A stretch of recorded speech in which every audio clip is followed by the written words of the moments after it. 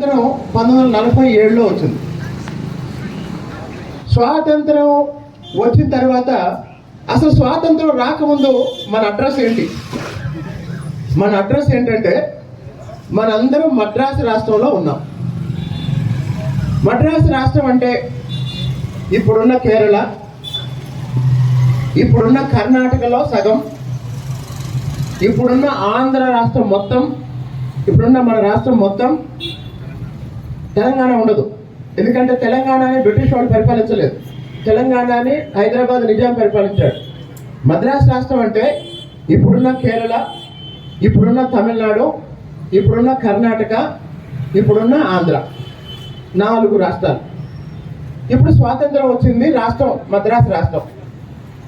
మరి స్వాతంత్రం రాకముందు బ్రిటిష్ వాళ్ళు పరిపాలించారు కాబట్టి పరిపాలన మొత్తం ఏ భాషలో ఉండేది? బ్రిటిష్ వాళ్ళ పాలనలో పరిపాలన మొత్తం ఏ భాషలో ఉండేది? ఇంగ్లీష్లో ఉండేది. ఇప్పుడు బ్రిటిష్ వాళ్ళు వెళ్ళిపోయారు, మనకి స్వాతంత్రం వచ్చింది, మన రాష్ట్రం మద్రాసు రాష్ట్రం. ఈ మద్రాసు రాష్ట్రంలో మలయాళం మాట్లాడే వాళ్ళు ఉన్నారు, తమిళ మాట్లాడే వాళ్ళు ఉన్నారు, తెలుగు మాట్లాడే వాళ్ళు ఉన్నారు, కన్నడ మాట్లాడే వాళ్ళు ఉన్నారు. ఈ ప్రధాన భాషలు కాకుండా ద్రావిడ భాషలు ఇంకొక 20 భాషలు ఉన్నాయి. ఇప్పుడు చెప్పండి, పరిపాలన ఏ భాషలో ఉండాలి?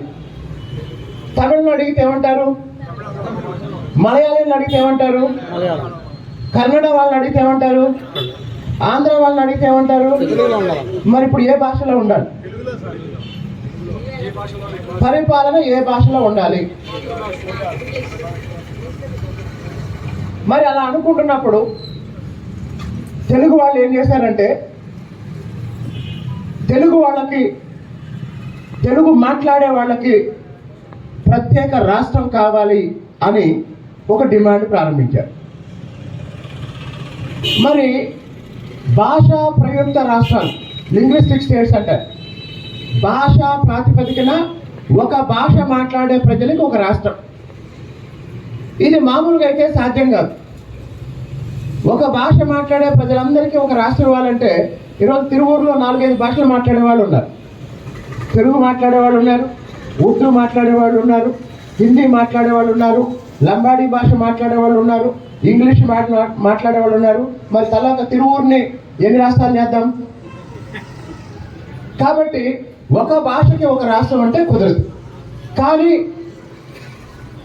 కొన్ని కోట్ల మంది ప్రజలు, తెలుగు వాళ్ళు కొన్ని కోట్ల మంది ఉన్నారు, తమిళులు కొన్ని కోట్ల మంది ఉన్నారు, మలయాళీలు కొన్ని కోట్ల మంది ఉన్నారు, అలాగనే కన్నడిగలు కొన్ని కోట్ల మంది ఉన్నారు. వీళ్ళకి కాంగ్రెస్ పార్టీ ఏం చేసిందంటే, మద్రాసు రాష్ట్రం పేరే మద్రాసు రాష్ట్రం, ఇందులో ఆంధ్ర వరకు ఒక పిసిసి పెట్టింది. ఆంధ్ర వరకు ఒక ప్రదేశ్ కాంగ్రెస్ కమిటీని పెట్టింది. తమిళనాడు వరకు ఒక పిసిసిని పెట్టింది. కన్నడ ప్రాంతానికి ఒక పిసిసిని పెట్టింది. అలాగే మలయాళం మాట్లాడే కేరళలో ఒక పిసిసి పెట్టింది. మరి ఇప్పుడు మద్రాసు కాంగ్రెస్లో ఉన్న ఆంధ్ర పిసిసి వాళ్ళు ఏం చేయాలి? ప్రత్యేక రాష్ట్రం కోసం అడిగారు. సరే, చాలామంది స్టేట్మెంట్ ఇచ్చి వదిలేశారు. కానీ పొట్టి శ్రీరాములు గారు ఏం చేశారంటే,